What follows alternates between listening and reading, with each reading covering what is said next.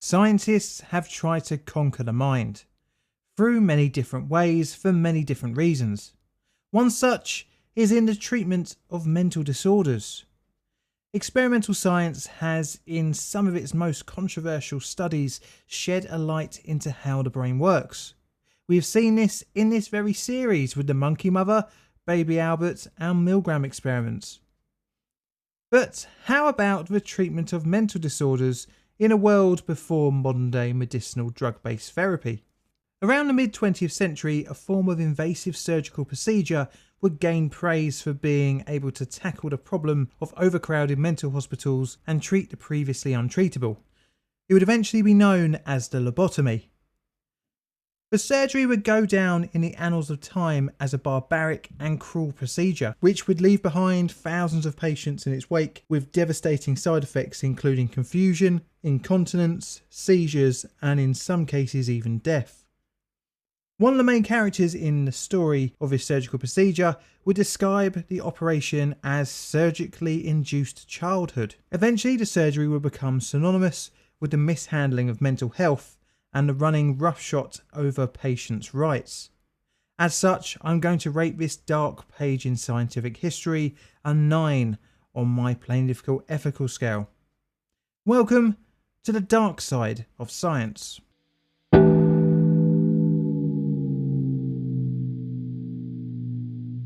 It is the turn of the 20th century. Mental health institutions throughout Europe and the USA have become dangerously overcrowded. During the 19th century, where scientific discovery took leaps and bounds, many attempts to treat the mentally ill had failed, leading to a large population of incurable patients.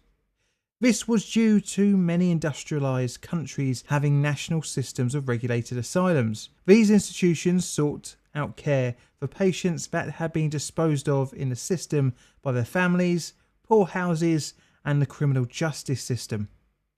With no proper ways of treating inhabitants of the asylums, many different forms of medical procedure were tested on the unfortunate patients. There are many gruesome types of treatment on offer in the early 20th century. In 1917, malaria therapy was introduced, where a patient would be deliberately infected with the zoonotic disease to induce fever to fight neurosyphilis. In 1920, the barbiturate-induced deep sleep therapy for premature dementia, aka precocious madness, or in its modern name form, schizophrenia. This treatment used drugs to keep patients unconscious for days or even weeks. In 1927, you might have been given insulin shock treatment, which used the peptide hormone to induce daily comas.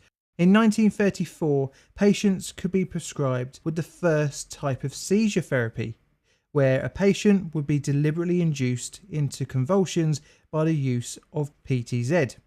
This therapy would be superseded by the more familiar electroshock therapy. Although these treatments could cause long-term lasting psychological and physical trauma, the patient had not undergone a surgical procedure to eradicate the disorder.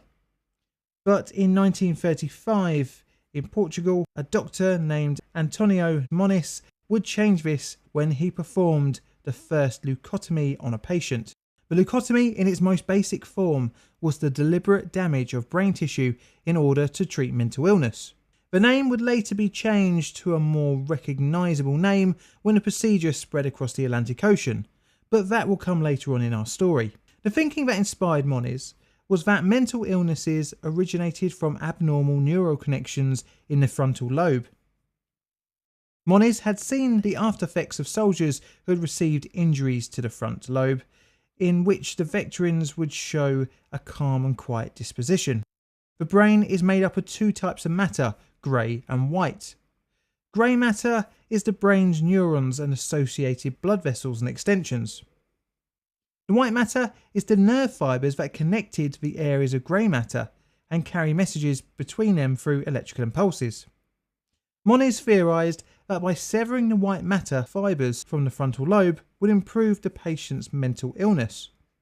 Although in theory this might make sense, the connections within the brain in reality are far more complex than what was thought at the time. The grim procedure in its first form would would involve drilling holes in the skull either side of the prefrontal cortex and injecting the connecting fibres with alcohol to destroy them.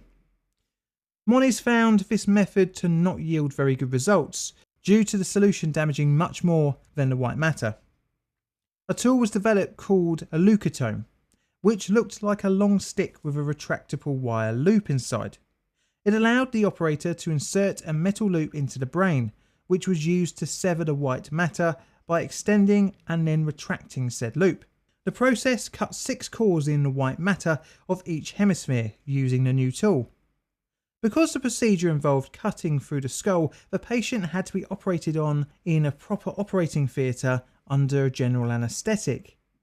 To test the theory, Moniz enlisted neurosurgeon Almeida Lima to conduct the surgery on 20 test subjects. Of these initial 20 patients who were suffering from depression, schizophrenia and anxiety, Moniz claimed 7 cures, 7 improvements and 6 unchanged cases, although the results were open to interpretation. Moniz claimed that the risk of some behavioural and personality deterioration outweighed the debilitating effects of severe psychiatric illness, which is understandable when taking mental health care at the time as a contextual background. A second set of patients were operated on due to the success of the first trial. These 18 patients all suffered from schizophrenia, and 3 were considered as almost cured, and another 2 had also become improved. Moniz did conclude that patients that had deteriorated considerably from their condition pre-procedure did not benefit much from the operation. In a well-known quote from Moniz, he described his radical new surgery. Prefrontal leucotomy is a simple operation, always safe, which may prove to be an effective surgical treatment in certain cases of mental disorder. The procedure would eventually earn Moniz a Nobel Prize in 1949. But initially, Moniz's new way of treating the thought to be untreatable was widely derided by the medical community. In 1936, Moniz published his results through articles in the medical press and a monograph, but to little attention. On the 26th of July 1936, one of his assistants gave a presentation at the Parisian meeting of the Société Médico-Psychologique on the results of the second test subjects, the 18 people suffering from schizophrenia leucotomized by Lima. This meeting wouldn't go down well, as the lead doctor at the institute in Lisbon, who had supplied the first set of patients to Moniz, was also in attendance and widely denounced the after effects of the surgery, saying that patients who had returned to his institute post-operation were diminished and had suffered a degradation of personality, further adding that the initial results of calmness and improvement were more likely attributed to the severe shock of the surgery and ultimately from the horrible brain trauma that the procedure induced on its victims. Many other physicians denounced the procedure, but bizarrely, this isn't the end, as several individual clinicians thought Moniz's leucotomy could be useful on an experimental basis on severe patients, and as such, the surgery was spread throughout Europe and even to the US during the mid to late 1930s, and this leads us down an even darker path. It is here that we are introduced to American doctors Walter Freeman and James W. Watts. Inspired by Moniz's new surgical procedure in 1936, the duo performed their own leucotomy. Walter had learned of the procedure after a chance meeting of Moniz at the London-hosted Second International Congress of Neurology in 1935. The American was fascinated by the surgical technique. Upon returning to the US, Freeman started communicating with the Portuguese doctor. Moniz, during the correspondence, promised to send a monograph on leucotomy and urged him to purchase a leucotome of his own.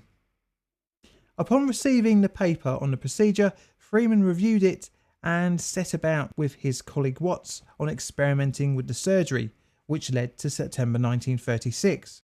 Seeing flaws in the surgery, Watts and Freeman developed their own variation, which renamed the procedure the standard prefrontal lobotomy, to differentiate it from the Moniz method. This version severed more of the white matter and would be the de facto method moving forward for lobotomies performed in operating theatres. Walter thought that the lobotomy could be streamlined even further still. The new standard procedure had the same shortcoming of the Moniz method, and that was access to the brain. You see, cutting through the patient's skull required the operation to be conducted in an operating theatre, with all the trappings, anaesthesiologist, qualified surgeon, hygiene, and so on and so forth. Walter had heard of an Italian doctor, Amarello Fiamberti, who had performed the leucotomy by accessing the prefrontal lobe through the eye socket in 1937. Fiamberti's method was to puncture the thin layer of orbital bone at the top of the eye socket, and then, much like Moniz's early experiments, inject alcohol into the white matter, or in later surgeries, cutting the white matter with a hypodermic needle. Walter took this process and modified it using probably one of the most unlikely of tools. This is a surgical tool. Or is this a surgical tool? It's hard to tell, as one was used in psychosurgery and the other is an ice pick. Well, the similarity is not a coincidence, as Freeman's improvements on Amarello Fiamberti's transorbital lobotomy replaced the needle with an ice pick. In development of this new method, Freeman took an ice pick from his own kitchen and started practicing on a watermelon. He would eventually graduate to using cadavers. The thinking was that if the lobotomy could be performed without exposing the brain, then it could be performed by psychiatrists in psychiatric hospitals, allowing more people to be operated on. These are the tools used to the Freeman transorbital lobotomy. A new tool called the orbitoclast, essentially an ice pick with markings along the side, and a hammer. The method would involve the patient being either under anaesthetic or electroconvulsive therapy used to render the subject unconscious. Then the orbitoclast sharp end is placed under the eyelid and against the top of the eye socket. The hammer is then used to penetrate the surgical instrument through the thin layer of bone and into the brain along the line of the bridge of the nose, eventually going 5 centimeters deep. The orbitoclast was then pivoted 40 degrees at the orbital perforation, so the tip cut towards the opposite side of the head. After this, the tool was then hammered in a further 2 centimeters into the brain. Again, the orbitoclast was pivoted around 28 degrees each side to cut outwards and again inwards. Once this was complete, it was removed and the process was repeated on the other eye socket. The first patient to receive the procedure was in 1946, but once Freeman's partner Watts had heard about this new method, he left their practice, disgusted at the transorbital lobotomy. But like every other chapter in this story, this would not hamper the procedure's prevalence. The lobotomy had now been transformed from a serious surgical procedure of last resort to a 10-minute doctor's office job. Along with this came a severe lack of follow-up care and monitoring, which led to high relapse rates. Because of this, towards the end of the 1940s, nearly 20,000 people in the US had received the procedure. But not only that, the transorbital lobotomy would spread across the world and even back to the leucotomy's home grounds of Europe, spreading further still to the Soviet Union and Japan.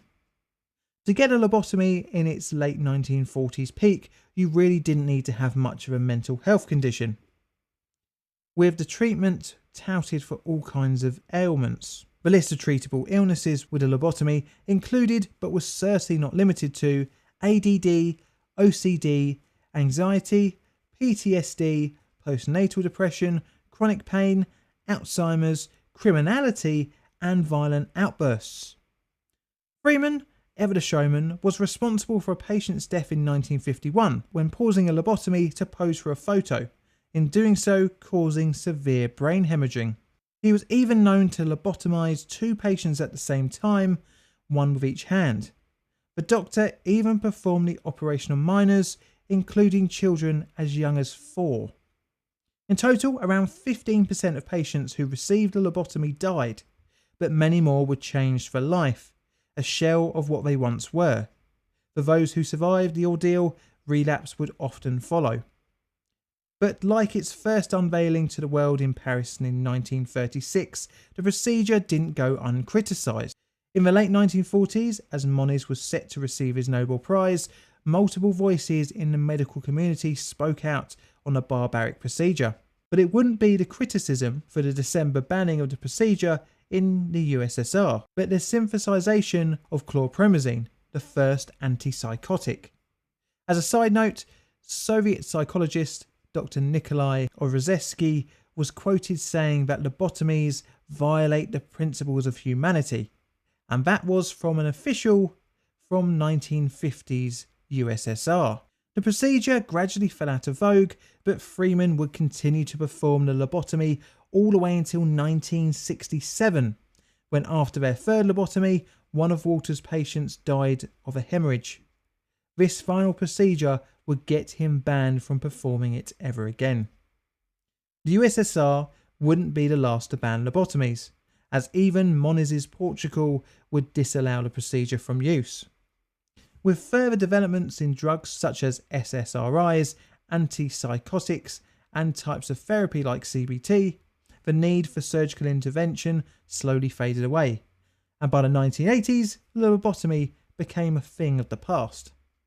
Now, how would you rate the lobotomy on my ethical scale?